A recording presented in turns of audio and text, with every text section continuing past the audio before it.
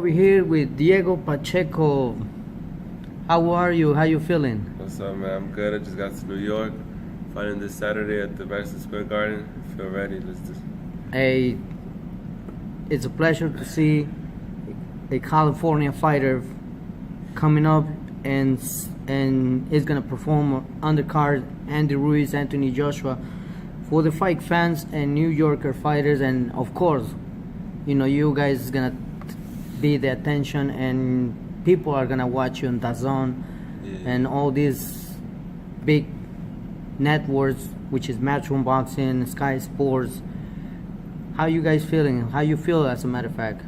Feel good. I'm ready. Had a good training camp. Just coming off my third win, first round knockout.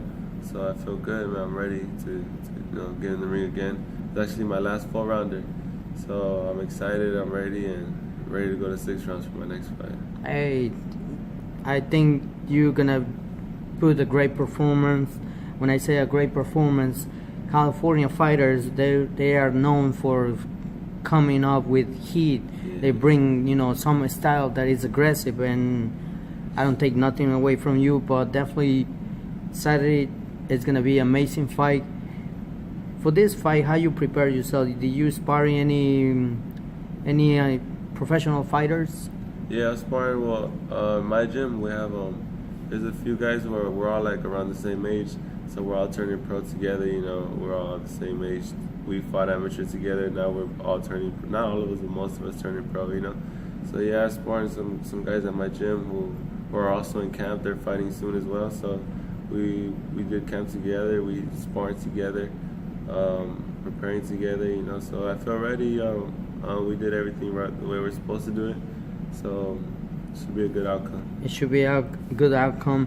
And I asked this question to your coach, but now it's your turn to respond. How is the relationship between your coach and yourself? Because we see now this issue going on with Abel Sanchez, Triple G. They got split. Yeah. Do you feel like there is or exists loyalty in boxing when it comes to a coach and trainer?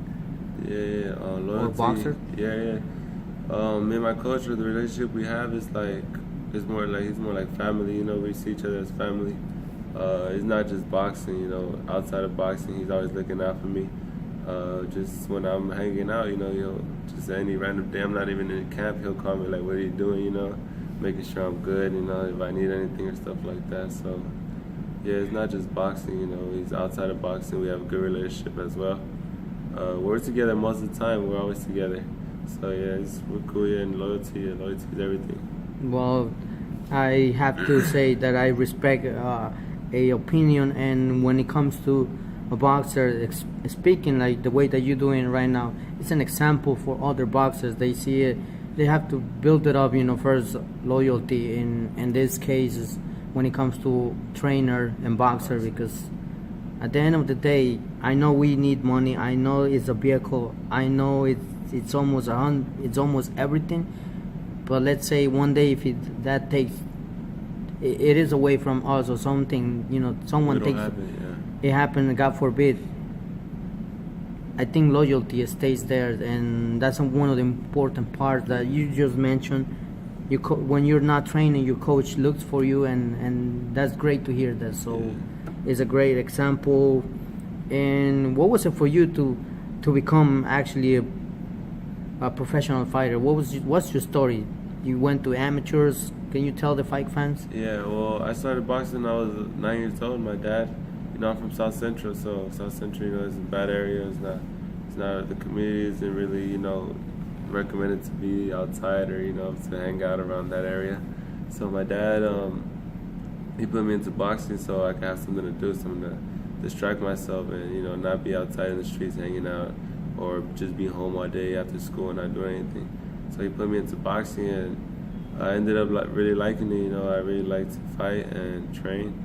And then everyone would tell me that they saw talent in me, So I kept training, and then I started fighting amateur. I started winning these amateur titles, national titles. I became an 8-time national champion. I was ranked #1 in Mexico and in the United States in my division. Nice. And so then I went on 17. I signed with Matchroom Boxing, and now I'm 3-0 as a pro. I'm going on to my 4th fight this Saturday. Hey, I would say you are in the right track, and hearing your story, it looks more for me that you are a role model for your community. How does it make you feel that now you are a role model, especially we living in the hard times? You mentioned already South Central California. It's a place that it's not tough, easy to walk. It's tough, but eventually you are a role model. So people, when they speak and say, "Oh, this area is bad," right now we're seeing a great example, which is you leading this community or leading this youth. How does it make you feel that? Yeah, it makes me feel really good.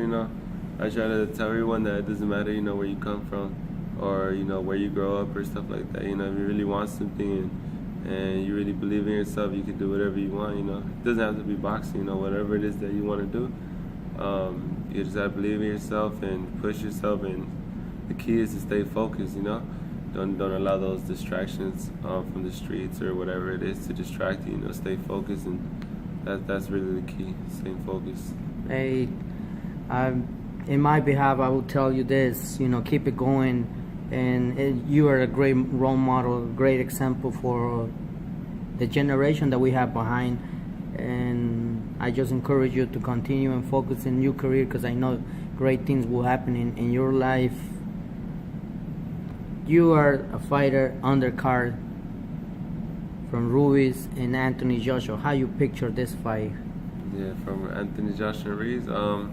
Anthony Joshua, of course, he's the favorite one. The favorite, yeah. He's the undisputed, heavyweight champion.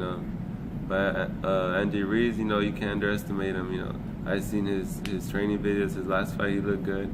He's you can't underestimate Andy Ruiz. You can never underestimate a Mexican fighter. Hey, he's gonna bring it. You already said that the Mexican fighter comes, and actually he says, "I'm not that stepping stone that I'm coming for Anthony Joshua. I'm coming to leave everything." Yeah, so I think we're gonna see a great fight. Yeah, a lot of people think that it's not gonna be that fight that is gonna be easy for Anthony Joshua. Even Anthony Joshua said in an interview, he said he don't underestimate Andy Ruiz, because he knows, I feel probably people would disagree or agree with me, that would be like a little bit case of Mike Tyson when he fought, I can't remember right now, but I mean Mike Tyson being there before with fighters that they were more taller than him, and look at what happened. Yeah, knock him out. Knock him out. So in heavyweight division, only one punch can changes everything. Everything. So I encourage all the fight fans and everyone to stay tuned in your fight, stay tuned in the whole card, and especially the main event. Anthony Joshua Ruiz.